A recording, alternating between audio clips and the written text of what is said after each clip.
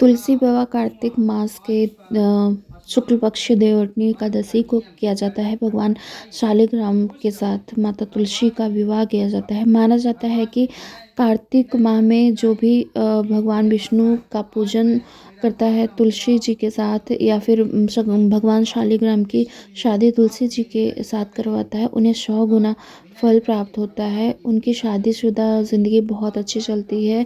और जो कन्यादान देता है तुलसी जी का, उनको भी 100 गुना पुण्य की प्राप्ति होती है। विधि विधान से ही तुलसी जी का विवाह शालिग्राम के साथ करना चाहिए और बहुत मांगलिक कार्य होता है। और माना जाता है कि देवउठनी एकादशी से ही, तुलसी विवाह के दिन से ही जो हिंदुओं में वो मांगलिक कार्य शुरू हो जाते हैं। तो उस दिन काफ़ी शादियां आपने देखी होगी, हमारे हिंदू में होता है। तो तुलसी को सबसे पहले आप अपने आंगन में लगाएं, और आंगन में नहीं है जहाँ भी लगाएं वहाँ से आप उस दिन अच्छे से उनको धो के या फिर अच्छे से साफ करके उनको घर के अंदर ले आएं और वहाँ रख के अच्छे से आपको तुलसी पूजा करनी चाहिए। और उनको सुहाग का हर एक सामान चढ़ाना चाहिए, जैसे कि चूड़ी, बिंदी और सिंदूर, हर चीज़ चढ़ाना चाहिए। मैंने बहुत सारा चीज़ उनको चढ़ाया था। और कार्तिक माह में सुबह सुबह जो है नहा धो के और तांबे के बर्तन में जल भर के तुलसी जी को चढ़ाना चाहिए। और शाम के समय हम तुलसी जी को दिया देते हैं। तो 1 महीने तक ये कार्य चलता रहता है। उसके बाद जब देवउठनी एकादशी आती है तो उस दिन हम तुलसी और शालिग्राम जी का विवाह करते हैं। तो विवाह के करने से बहुत सारा मतलब फल मिलता है। माना जाता है कि आपके घर में क्लेश हो रहा है, कुछ भी हो रहा है, अगर तुलसी जी का मतलब शादी कर रहे हैं तो धीरे धीरे खत्म हो जाएगा। और तुलसी जी के जड़ों में हर एक भगवान का वास होता है।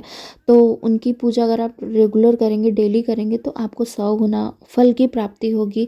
और सभी सुहागन तो ज़रूर से ज़रूर तुलसी जी का विवाह करें। इस दिन शालिग्राम और तुलसी जी का विवाह होता है। और इसकी कथा बहुत अच्छी है, आपको कथा भी पूरी पढ़नी चाहिए शालिग्राम और तुलसी जी की शादी का, और कैसे कैसे क्या हुआ वो सब। मैं आगे कथा पढ़ी हूँ पर आपको नहीं इतना मतलब सही से सुनाई देगा क्योंकि फ़ोन थोड़ा दूर था, लेकिन बहुत अच्छा मतलब लगेगा आपको। मैं तो तुलसी जी को अपने आंगन में लेके आई थी। उस दिन मैंने तुलसी जी को अच्छे से पेंट वेंट किया और शुभ लाभ बनाया, अच्छे से जय श्री राम लिखा और फिर लेके आई। फिर मैंने उनका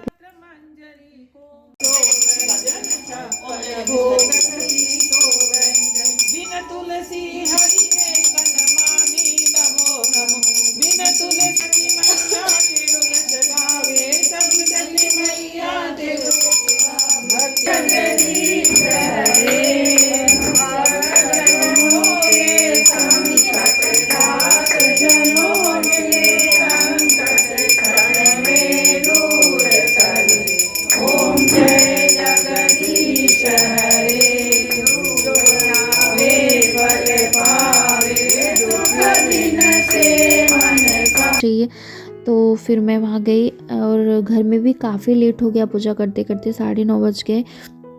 तो यहाँ मंदिर में पूजा हो गया है कंप्लीट। और पंडित जी अपना होता है ना कि पूजा करने के बाद आपको बोलते हैं कि जैसे कलश हिलाओ किसी भी नवरात्रा में जिस दिन समापन होता है, वैसे ही ये उस दिन भी मतलब बोले कि चावल लेके अच्छा तो अच्छा चीज़ को। अब मैं घर में आ चुकी हूँ। घर में मैंने बहुत अच्छे से डेकोरेशन किया था।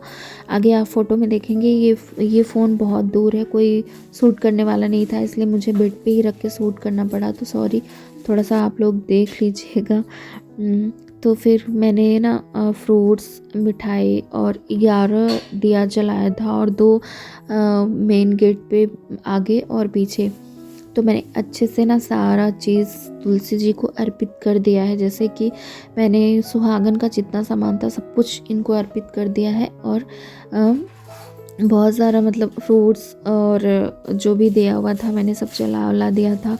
उसके बाद मैं सिंदूर लगा रही हूँ क्योंकि हमारे हिंदू में शादी हमारी पीले रंग वाले सिंदूर से ही होती है। तो मैं अक्सर, आप कभी भी मेरा वीडियो देखिए, चाहे वो छठ पूजा हो, दिवाली हो, कुछ भी हो, मैं पीला सिंदूर लगाना नहीं भूलती हूँ। कुछ लोगों को नहीं अच्छा लगता है, पर हाँ, ये मेरा मतलब संस्कार है, परंपरा है। हमारे हिंदू में जिस चीज़ से शादी होती है वही हमें जो है यूज़ करना चाहिए हमारे फेस्टिवल पे। तो मैं यही यूज़ करती हूँ, चाहे मैं कितना भी मॉडर्न क्यों ना बन जाऊँ, लेकिन मैं अपना सिंदूर लगाना कभी भी नहीं भूलती हूँ। तो फिर मैंने लगाया, उसके बाद मैंने फ़ोन लिया और मेरे पास बुक नहीं था तुलसी जी का, तो फिर मैंने फ़ोन से ही कथा वथा पढ़ा। कथा पढ़ के बहुत ज़्यादा शांति मिली और इनकी पूजा करके सबसे ज़्यादा सुकून मुझे मिला। तो मैंने पूजा वूजा किया, उसके बाद पूजा करने के बाद आरती उरती की। ज़्यादा में जालंधर नाम का एक जो है राक्षस था, उसकी शादी वृंदा से थी। वृंदा भगवान विष्णु की बहुत परम भक्त थी। तो जो जालंधर था वो पूरे जो है भगवान के उसमें बहुत त्रैमाम मचा के रखा था। तो भगवान जितने थे सब विष्णु के पास पहुँचे और बोले कि कुछ करो, जालंधर बहुत ज़्यादा त्रैमाम मचा के रखा है। तो भगवान विष्णु बोले कि वृंदा मेरी परम भक्त है, मैं उससे छल कैसे कर सकता हूँ। इस पर देवी देवता बोले कि भगवान दूसरा कोई उपाय हो तो बताओ, लेकिन हमारी मदद कीजिए। इस पर भगवान विष्णु जालंधर का रूप पकड़ के वृंदा के महल में पहुंच गए। वृंदा ने जैसे ही अपने पति को देखा तो तुरंत पूजा पाठ से उठ गई और उनके चरणों को छू लिया। इधर वृंदा का संकल्प टूट गया, उधर युद्ध में देवताओं ने जालंधर को मार दिया और उसका सिर काटकर अलग कर दिया। जालंधर का कटा हुआ सिर देख महल में आ गिरा। वृंदा ने आश्चर्य से भगवान विष्णु की ओर देखा। उन्होंने जालंधर का रूप धर रखा था। इस पर भगवान विष्णु अपने रूप में आ गए और पर कुछ बोल ना सके। वृंदा ने कपित होकर भगवान विष्णु को श्राप दे दिया, पत्थर के हो जाओ। इसके चलते भगवान विष्णु पत्थर के हो गए। सभी देवताओं में हाहाकार मच गया। देवी देवताओं की प्रार्थना से वृंदा ने अपना श्राप वापस लिया। इसके बाद वृंदा अपने पति का सिर लेकर सती हो गई। इसके उसके राख से एक निकला पौधा, तब भगवान विष्णु ने उस पौधे का नाम तुलसी रखा और कहा कि इसकी